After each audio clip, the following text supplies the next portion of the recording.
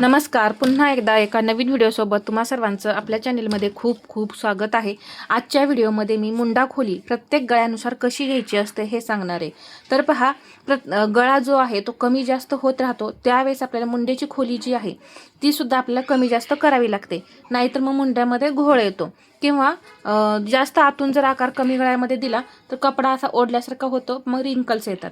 तर ते होऊ नये यासाठी तुम्ही कमी गळ्याच्या ब्लाऊजला कशा पद्धतीने किती इंचावरती मुंडा खोली घ्यायची, 10 इंच 8-9 इंचाच्या गळ्याला किती इंचावरती मुंडा खोली घ्यायची आणि 12 इंचाच्या गळ्यासाठी म्हणजे 11 आणि 12 इंच गळा असेल त्यावेळेस तुम्ही किती इंचाची मुंडा खोली घ्यायची हे मी तुम्हाला या व्हिडिओमध्ये अगदी सविस्तर असं समजावून सांगेन. त्यामुळे तुम्हाला कोणत्याही गळ्यानुसार ब्लाऊज कटिंग करा, म्हणजे गळा जो आहे तो कितीही असू द्या, मी जसं सांगणार आहे त्या पद्धतीने मुंडा खोली घ्या. सर्वसाधारणपणे इथे मी 36 साईज घेते आणि तिन्ही साईज असणार आहेत, म्हणजे 5, 6, 7 इंच आणि 8. पहा, 5, 6 आणि 7 इंच पहिल्यांदा आपला गळा कट होईल. नंतर 8, 9 आणि 10 इंच हा गळा असेल आणि नंतर 11 आणि 12 इंचाचा गळा असेल. सर्वात पहिल्यांदा तुम्हाला घ्यायची आहे ब्लाऊजची उंची प्लस 1 इंच. इथे तुमच्या ब्लाऊजची जी उंची असेल ती तुम्ही इथं घ्यायची आहे. इथे 36 साईज आहे. आता इथे आपला शोल्डर सुद्धा तुम्हाला समजेल कसं कमी जास्त करायचं आहे, म्हणजे वेगवेगळ्या गळ्यानुसार इथं शोल्डर सुद्धा मायनस होईल आणि मुंडा खोली सुद्धा तुम्हाला कशी घ्यायची आहे हे समजेल. इथं आता आपण शोल्डर घेऊ 15 इंच. त्याचा निम्मा किती झाला? 7.5 इंच.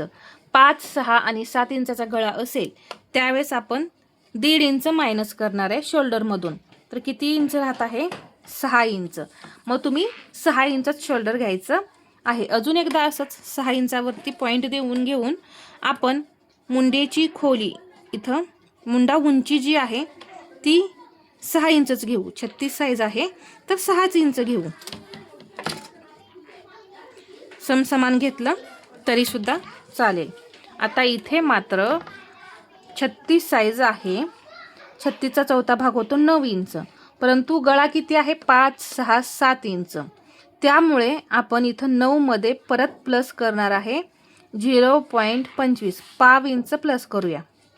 तुम्ही सरळ सरळ अर्धा इंच प्लस केलं तरी चालेल, परंतु बोटनेकमध्ये आपण जास्तीत जास्त अर्धा इंच प्लस करतो, म्हणून आपण इथं छोटा गळा आहे म्हणून पाव इंच प्लस करू. मग किती झाले? 9.25 इंच आणि याच्या पुढे हे 1.5 इंच मार्जिन असणार आहे. कंबर सेम 7.5 इंच, चौथा भाग त्यामध्ये 1 इंच टक्ससाठी घेतला आणि 1.5 इंच मार्जिन. आता इथे सर्व व्हिडिओमध्ये काय होणार आहे, शोल्डरसुद्धा कमी होईल, इथे छातीसुद्धा कमी होईल आणि परत मुंडा जो आहे त्याची खोलीसुद्धा कमी कमी होत जाईल. म्हणजे तुम्हाला इथं सर्वच फॉर्म्युले मिळून जातील. शोल्डर फॉर्म्युला, चेस्टमध्ये कसा बदल करायचा आणि मुंड्याची खोली हे सुद्धा समजेल.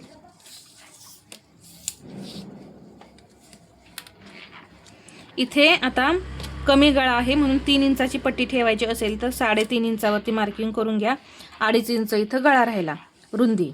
आता इथे माझा 6 इंच गळा आहे, 6.5 वरती पॉईंट दिला आणि इथून सुद्धा मी असंच 2.5 इंच घेते किंवा थोडं जास्त पसरून घेतलं तुम्ही तरी सुद्धा चालेल. व्हिडिओ थोडा मोठा होईल परंतु कुठेही स्किप करू नका, अगदी शेवटपर्यंत पहा.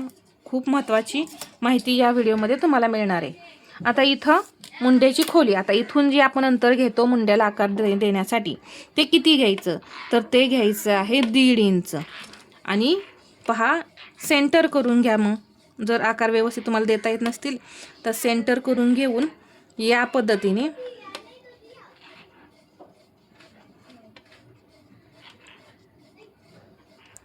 असे आकार देऊन घ्यायचे 5, 6, 7 इंचाच्या गळ्याला. पहा, इथे या पद्धतीने 1.5 इंच घ्यायचं. मग इथं किती घेतली आपण मुंडा खोली? 1.5 इंच. शोल्डर किती मायनस केलंय? 1.5 इंच. लक्षात घ्या, शोल्डर 1.5 इंच मायनस केले, मुंडा खोली 1.5 घेतलेली आहे. आणि छातीमध्ये आता इथे मी एक लिहूनच देते, 5, 6 आणि हा 7 इंचाचा गळा आहे. तर शोल्डर मायनस केलंय 1.5. परत मुंडा खोली किती घेतली 1.5 आणि छातीमध्ये प्लस केलेलं आहे 1/2 इंच. तर या पद्धतीने पहा, इथं मी हे लिहून दिलं. तर हे बदल 5, 6, 7 इंचाच्या गळ्यामध्ये झाले. आता आपण घेणार आहे 8, 9 आणि 10 इंचाचा गळा. तर त्यावेळेस तुम्ही इथे शोल्डर जे आहे, टोटल शोल्डर आहे 15, त्याचा निम्मा 7.5.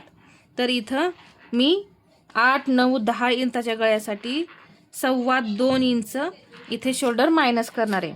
तर इथेच लिहून देते 8, 9 आणि 10 इंचाच्या गळ्यासाठी शोल्डर 2.25 इंच मी मायनस करणार आहे. किती राहिलं पहा शोल्डर इथं 5.25 इंच. अजून एकदा असंच 5.25 इंचावरती पॉईंट द्या. आता हा मुंडा तुम्हाला समजलाच असेल, तर हा आपण रब करून घेऊ.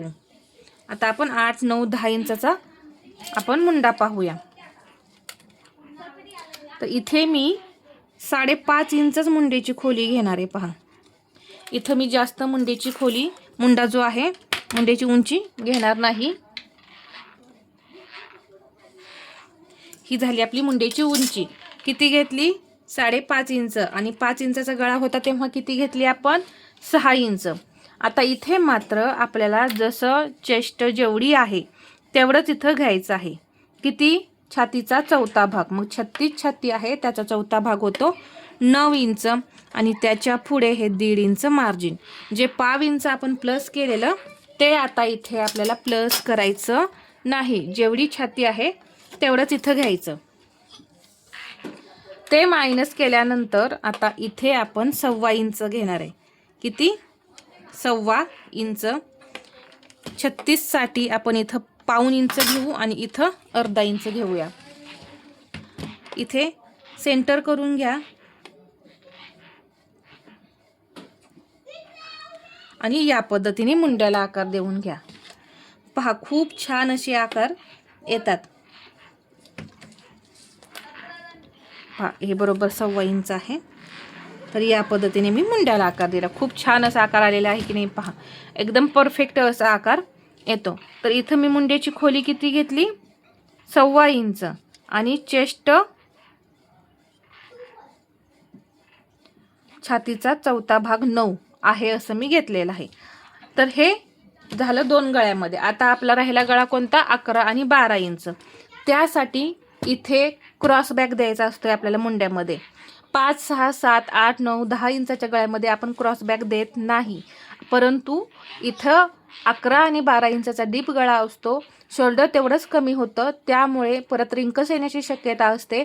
यासाठी इथं आपल्याला क्रॉस बॅक घ्यायचा आहे. तर तो आता कसा घ्यायचा, छातीमध्ये किती मायनस करायचं हे पाहू.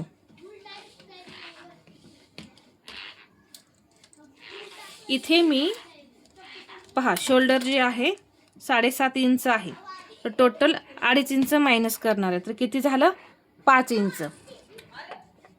इथेही 5 इंच घेतलं. परत मुंड्याची उंची जी आहे 5.5 इंच घेतली. जेवढी मगाशी घेतलेली होती तेवढीच इथं घ्यायची, परंतु इथे आता आपल्याला क्रॉस बॅक द्यायचा आहे. तर तो कसा द्यायचा क्रॉस बॅक पहा. 1/2 इंच असं बाहेर जायचं, एक तिरकी लाईन ओढून घ्यायची, 1/2 इंच घ्यायचं. हा पॉईंट क्रॉस बॅक दिलेला आहे, तिथून 1/2 इंच घ्यायचं आणि या पद्धतीने आकार द्यायचे. इथे पहा, या पद्धतीने मुंड्याला आकार दिले. आता इथे चेस्टमध्ये आपल्याला परत कमी करायचं आहे. आकार देण्याआधी चेस्टचं मार्किंग करून घ्यायचं. तर छाती आहे 36, त्याचा 4था भाग होतो 9.